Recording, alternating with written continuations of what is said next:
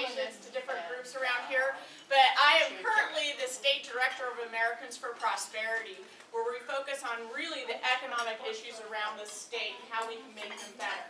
But a lot of you have seen me before in my prior position because I used to work for Cascade Policy Institute, the free market think tank here in Oregon that did a lot of policy analysis, and my specialty was rural areas and rural policy. So I did a lot of times working on natural resource and water issues and those type of things that really affect these type of communities. So today, I am going to actually give you my Karla Edwards opinion on state measures that you guys are going to be seeing on your ballot really soon. In about 2.5 weeks, you'll be receiving your statewide ballots. And it's really important to start thinking about how and what is on those ballot measures. So I am going to show you a PowerPoint. There are a few measures that as Americans for Prosperity that we are very involved in, that we have an official position.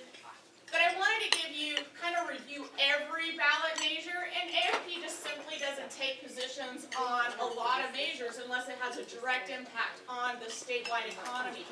So that's what you're going to be seeing is, you're going to see Karla Edwards' opinion, and then you're going to say, and I'll bring it out when it's actually an official opinion of AFP. So that's really important for you to know that I'm just giving you one person, one voter's opinion for a lot of these measures. But I have researched them so that I can try to give you at least a fairly balanced information about it. And if you have questions, please stick your hand up as we're talking about the measure, and I'll try to answer it.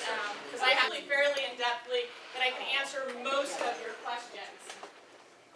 The first thing I think is really, really important that most people don't realize is that Oregon is blessed, truly blessed with a citizens initiative process that allows us to be successful.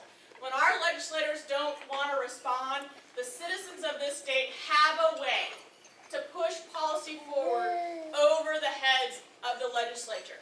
That is a citizens initiative process. Not every state in this country is blessed with that. And so we should be recognized, and sometimes if they do even have the mechanism to allow citizens to put something on a ballot, the threshold is so high that rarely do they ever get there. So one, I want you to know that this is a privilege that we actually have an opportunity to vote on things on the ballot that have been placed there most of the time by citizens. And we need to make sure that it's also one of the last things we'll vote on. And so I always tell folks, don't stop at the top. Make sure you complete your ballot. It's incredibly important. We have this privilege. We need to take advantage of it. So make sure you get all the way through your ballot. And with me talking to you about some of this, I will educate you more on this so that you will be able to make some educated understandings and decisions on your ballot.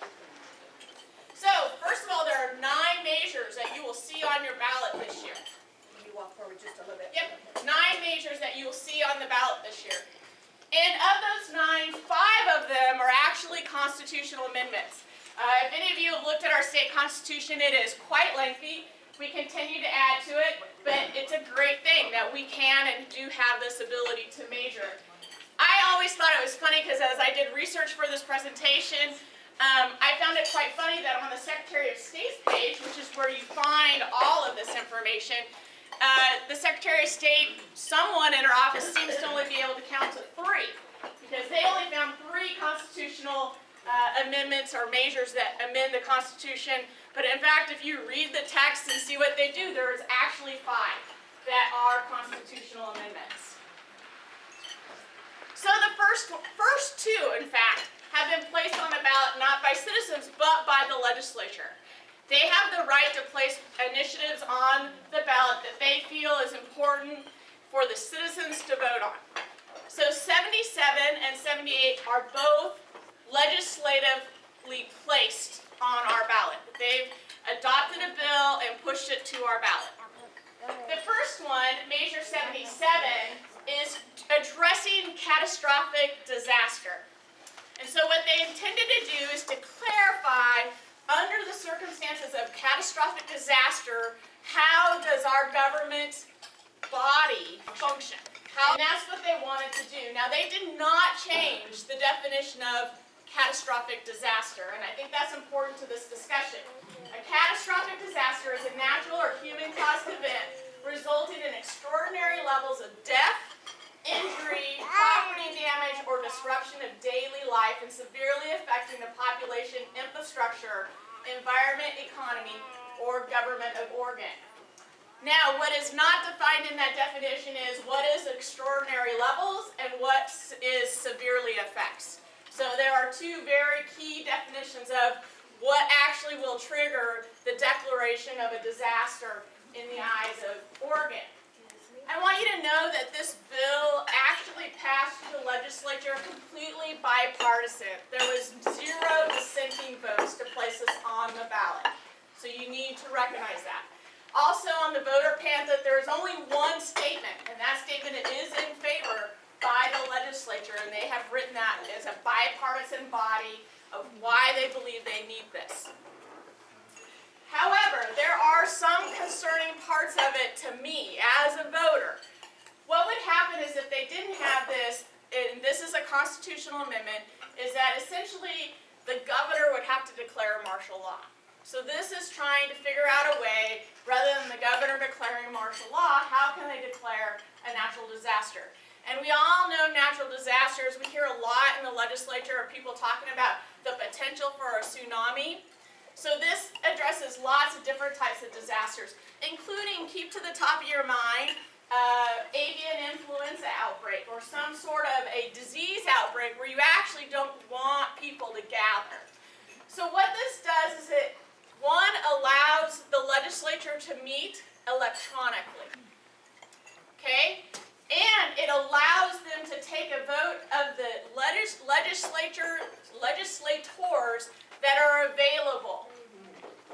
So they aren't required to have all of the legislators. In case some of them are affected, to have a majority, it's the simple present majority, not the majority of the 90 in the House or the 30 in the Senate, but simply whatever's present, whoever's checked in, it only takes a majority to move things through the process. So that's one of the big changes. The other big thing is that it does require the governor to call the legislature into a legislative session within 30 days of him identifying that there is a natural disaster.